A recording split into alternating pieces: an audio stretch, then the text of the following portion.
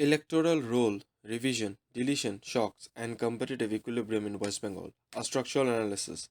Framing the problem. From aggregate deletion to electoral microstructure. A headline number such as the deletion of roughly 9 million electors during a special intensive revision SIR creates a crude arithmetic response divided by 294 assembly constituencies and infer a uniform impact per seat. That move is analytically convenient and strategically misleading. Elections are decided at the constituency level under a fast pass the poll rule. Therefore, the relevant unit of analysis is not the state aggregate, but the distribution of changes across seats and the interaction of those changes with prior victory margins. The correct lens is microstructural. How many voters were removed in each constituency?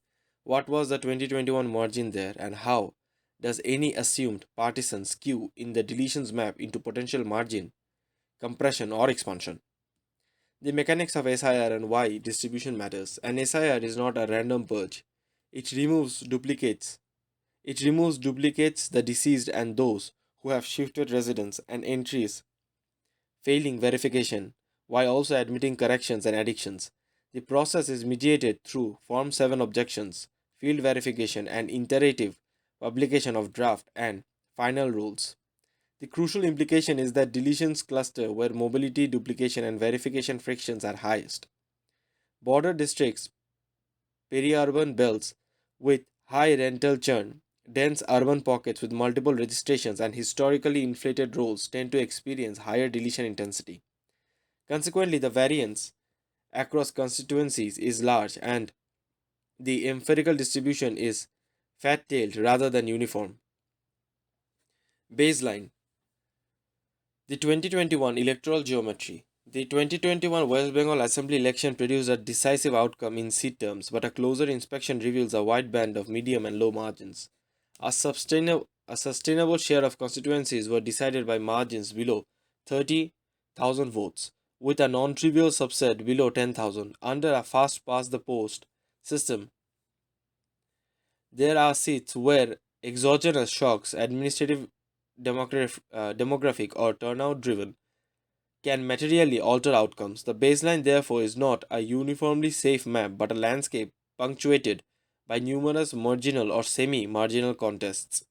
Constructing a scenario, the uniform average as a stress test. In the absence of a verified constituency wise deletion table, the uniform average, roughly 30 to 31,000 deletions per seat, can be used as a stress test rather than a forecast. This is an intentionally harsh assumption because it ignores clustering and applies a constant shock everywhere. It is useful because it reveals the system's sensitivity. If a uniform shock of that magnitude were applied, how many suits would cross the zero margin threshold? The exercise is not a claim about reality but a diagnostic of structural fragmentation and fragility in the seat distribution. The extreme partisan assumption and its consequences. To complete the stress test, one must specify a partisan distribution of the deleted voters.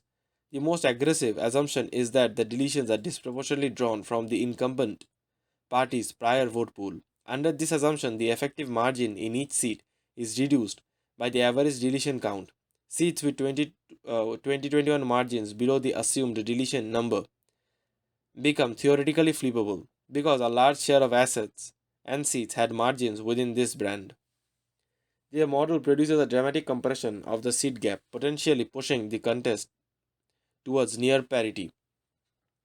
This result is mechanically correct under the assumption and illustrates how sensitive the map is to large and one sided shocks. Why the extreme assumption is a bound, not a prediction. The preceding, the preceding result is an upper bound on impact, not a credible prediction.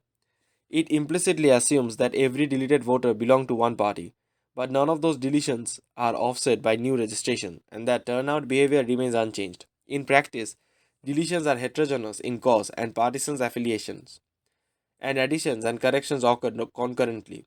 Moreover, parties respond strategically by mobilizing registration drives, challenging deletions, and relocating campaign resources to vulnerable seats. The extreme assumption is therefore best interpreted as a worst case envelope for margin compression. Non uniform reality. district concentration and seat level heterogeneity. When the model is relaxed to incorporate likely concentration, the picture changes. High intensity districts, such as those along the international border and the densely populated peri-urban rings, would bear a disproportionate share of deletions. Within these districts, some constituencies may experience deletion counts well above the state average, while others remain closer to baseline. This introduces a second layer of heterogeneity. Not only do margins differ across seats, but the magnitude of the shock does as well. The interaction of these two distributions determine the actual set of vulnerable constituencies. Margin compression, elasticity, and the concept of swing capacity. The relevant concept is swing capacity, the amount of vote reallocation required to change the winner in a seat. A deletion shock reduces the incumbent margin if the removed voters were previously supportive, but the realized swing also depends on the opponent's ability to convert the opportunity into votes. In seats with thin margins, even modest net shifts can be decisive. In seats with larger margins, even substantial deletions may not suffice unless accompanied by turnout differential to cross party switching. The elasticity of each seat to shocks is therefore a function of both the baseline margin and the behavioral response of the electorate. Turnout dynamics and the replacement effects. Electoral rolls are not static, deletions are partially offset by additions. The effective electoral on polling day depends on turnout. If deletions disproportionately affect low propensity voters, the net impact on votes cast may be smaller than the raw roll change suggestions. Conversely, if deletions remove high propensity voters, or if parties successfully mobilize replacement in targeted constituencies, the realized vote totals a divergence from roll arithmetic. Any serious assessment must therefore be considered turnout elasticity and replacement dynamics alongside roll revisions. Strategic responses by political parties. Parties do not passively accept administrative shocks. They invest in booth level verification, assist supporters in re enrollment, file objections to adverse deletions, and intensify mobilization in seats identified as newly competitive. Candidate selection may be adjusted to maximize appeal in constituencies with altered demographic composition. Resource allocation shifts towards districts exhibiting high deletion intensity combined with historically narrow margins. These responses can either amplify or dampen the initial shock depending on organizational capacity and local conditions. Risk mapping from statewide numbers to targeted battlegrounds. A rational approach is to overlay three layers: the 2021 margin distribution, the district level likelihood of high deletion intensity, and the indicators of organizational strength. The intersection of low margins and high intensity districts define a set of high risk constituencies. These seats become focal points for both parties. With the potential to determine the overall seat tally, the remainder of the map comprising high margin seats in low intensity districts remains relatively stable, barring extraordinary shifts. The limits of average based narratives. Public discourse often defaults to average because they are easy to communicate. However, averages obscure variance, and in a system where outcomes are determined by local plural- pluralities, variance is the decisive factor. A uniform 30,000 per seat narrative can mislead observers into overestimating impact in stable constituencies and underestimating in volatile ones. The correct interference is conditional.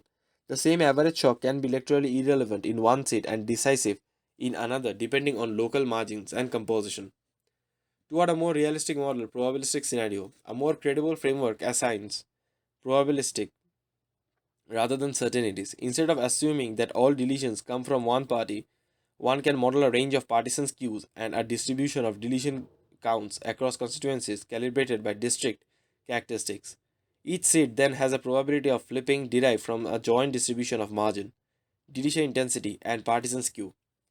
Aggregating these probabilities yields a distribution of possible seat outcomes rather than a single deterministic projection. This approach better reflects the uncertainty inherent in an incomplete dataset. Institutional considerations and the data constraints. The absence of a consolidated, verified constituency wise deletion dataset forces analysts into approximity. These underlying data exist in fragmented administrative forms, drafts, and final rules, supplementary lists, and Form 7 records. But assembling a clean panel requires substantial extraction and validation. Such a dataset is constructed and audited. Any seat level estimate remains contingent on assumptions. Transparency in assumptions and clarity about the distinction between stress tests and forecasts are therefore essential. Interpreting outcome under competing assumptions. If one maintains the extreme assumption of one sided deletions, the system appears highly sensitive, with many seats theoretically contestable.